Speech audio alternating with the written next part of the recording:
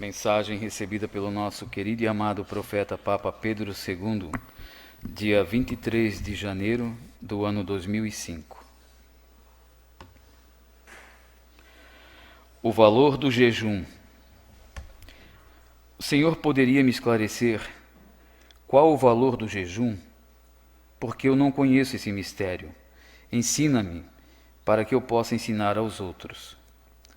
Nem a própria ciência dos homens sabe disto, porque pelos estudos deles, pouca coisa conhecem dos mistérios celestiais, verdadeiramente como são. No passado, no tempo dos grandes profetas, eles faziam isto, o jejum, para terem menos peso naquela areia ardente. E nos caminhos que andavam, só a água já era o suficiente. Daí começaram a entender que seria mais eficaz, sabendo também que sem alimento não podiam ficar por muito tempo. Deu-se então que com o jejum os espíritos se afastavam deles para não os incomodarem em suas viagens de um lugar para o outro. E com este esforço aumentava a fé deles em mim. Pelo esforço de seus trabalhos, eu dava espiritualmente, dentro de seus corações, coragem, e então os distúrbios dos espíritos das trevas se afastavam deles. Depois, com o meu nascimento, ensinei-lhes melhor este assunto, sobre o que é o jejum. Quando alguém está em pecado grave, é o próprio inimigo de Deus que faz com que a pessoa coma sempre mais e mais, não ligando para a saúde de seu corpo. Então, dá-se o infarte, pelo exagero de alimentação. E o meu inimigo quer isto, para que a pessoa morra mais cedo, se está em pecado muito grande. Mas com a força do jejum, ele se afasta. Motivo este que dei prova, como fiz naqueles 40 dias no deserto e noites. A casta de demônios queria que eu transformasse as pedras em pães. E foi por este motivo que ensinei aos meus discípulos: nem só de pão vive o homem, mas de toda palavra de Deus pode viver, pois ela dá maior sustento à alma. Conferir São Mateus capítulo 4, versículo 1. Meus filhos, aprendam a viver. Às vezes não adianta fazer este sacrifício se a alimentação já não mais é suficiente, onde muitos vêm morrendo de fome, e a maior parte desses crimes vem dos governantes, e eles irão pagar caro por isto. Dei o exemplo, reparti os 2 peixinhos e os 5 pães para mais de 5.000 homens, fora as crianças e as mulheres, e todos saíram satisfeitos. Conferir João, capítulo 6, versículo 9. Vê que não exigi o jejum, e sim matar a fome de quem estava precisando. O jejum, meu filho Bento, só se deve fazer quando essa pessoa estiver com a saúde boa, e não se prejudicar, pois quero alegria e não sofrimento, quero amor e não desprezo, quero ajuda e não esmola. Ajuda é como aquele que viu um homem caído no chão, todo pisado pelos ladrões. Este teve compaixão e o ajudou.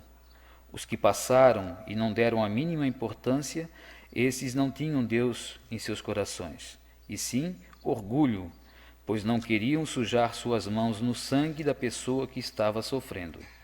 Filhos amados, este é o tempo de vocês se ajudarem uns aos outros. Isto também faz parte do jejum. Quem tira do pouco que tem para dar a quem tem necessidade. Nesse trabalho, já posso adiantar, quem vier ajudar a espalhar estas mensagens, este é um ato mais forte do que o jejum. Quero bons operários para ajudar nesta ceifa, visto que está na hora de colher o trigo, porque já está maduro, e eu não posso mais esperar por muito tempo. Ajudem-me, por favor, que vos recompensarei. Jesus.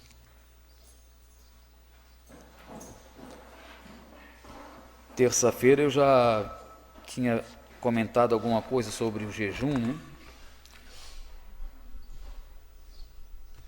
E lá eu tinha dito que as pessoas se preocupam muito, né, nesses 40 dias de quaresma, fazer jejum disso, daquilo, e o resto do ano, então, passa quase que despercebido. Ouvindo a homilia de um padre hoje, é padre Ricardo, acho, Paulo Ricardo, né? E ele ali fala, então, também, para a igreja, toda sexta-feira, do ano inteiro, faz-se abstinência de carne, né? Depois as pessoas foram mudando. Então, se a igreja pede toda sexta-feira, né? Pedia antes, toda sexta-feira. Então, acrescentar alguma coisa, a gente fala agora na quaresma, acrescente algum ato, né? De bondade, algum ato de solidariedade. A igreja hoje já diz que é só na quarta-feira santa, já não quer mais nada, né? Mesmo assim, as pessoas, às vezes, nem isso ainda não quer fazer. Mas olha o que Jesus fala aqui, o valor do jejum. Não fiquem agarrados só nisso, né? Eu vou deixar de comer, eu vou deixar de beber, eu vou deixar de fazer isso ou aquilo. Um ato que você faz para o seu irmão é mais forte do que o jejum ainda. Jesus está falando aqui, ó. Não é um homem que está falando, é o próprio Jesus explicando para nós. Não precisa ficar procurando o que devemos fazer, o que não devemos fazer. Nós, né, que acompanhamos essa obra, como já falei tantas vezes, nós temos esse manual em nossas mãos para a gente poder caminhar correto. Aqui é Jesus falando o valor do jejum. Né? O profeta pede, me ensina que eu quero ensinar aos outros. E Jesus passou aqui uma carta todinha falando sobre o jejum, como deve se proceder. Então, um pedacinho que ele fala aqui. Muitos podem pensar que o profeta estava sempre puxando para o lado dele, né? Aqueles que são contra, não adianta. Não vão ser convencidos nunca. Mas aqui Jesus fala, neste trabalho já posso adiantar, quem vier ajudar a espalhar essas mensagens é um ato mais forte do que o jejum. Então vejam como Jesus não exige nada de nós, né? Ele não quer sacrifício, ele não quer pessoas sofrendo. Ou, em outras passagens, ele diz, né, a pessoa que faz o jejum, não demonstre que está triste, que está, às vezes, né, fraco porque está fazendo jejum. Mostre alegria, se é que quer fazer dessa forma. Eu falei na terça-feira passada também, para mim, né, essa é uma visão minha, de tudo que eu já ouvi e o que eu aprendi com o Pai, o que eu vejo, o jejum que a gente mais, Jesus mais, acho que, isso é minha visão, tá, gente? Mais se agrada é o comprometimento que nós devemos ter com Ele, o compromisso que eu assumi com Deus. Isso para a minha vida inteira, não é só na quaresma, não é só agora, tem que ser sempre, para sempre, até a vinda de Jesus. Um compromisso que nós assumimos com Ele. Falamos na rádio ontem ali, né? Nosso jeito de andar, nosso jeito de nos vestir, nosso jeito de falar com as pessoas. Exortar quando for preciso, chamar a atenção quando for preciso, mas com caridade, com amor ao nosso próximo.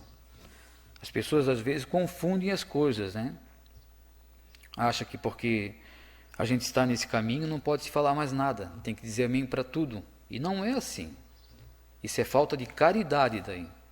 Se eu vejo meu irmão fazendo algo errado, ou caminhando errado, eu não posso falar nada, porque não posso chamar atenção, eu vou estar julgando. Isso não é um julgamento, isso é uma ajuda. Tirar o irmão do erro, exortar ele do que está fazendo, chamar atenção nas coisas que precisa ser chamada atenção, isso é uma caridade que nós fizemos ao irmão. E é isso que Jesus fala aqui, é um jejum nosso, é o trabalho nosso. Já pensaram, quando o profeta foi chamado em 1972, Jesus foi passando para ele 4 anos espiritualmente, foi educado pelo nosso santo padre João Batista Rosa, né? Se tudo que ele aprendeu ficasse só para ele, ou só para a família dele, onde vocês estariam talvez, né? Se não fosse chamada a atenção nas horas que precisa ser chamada a atenção.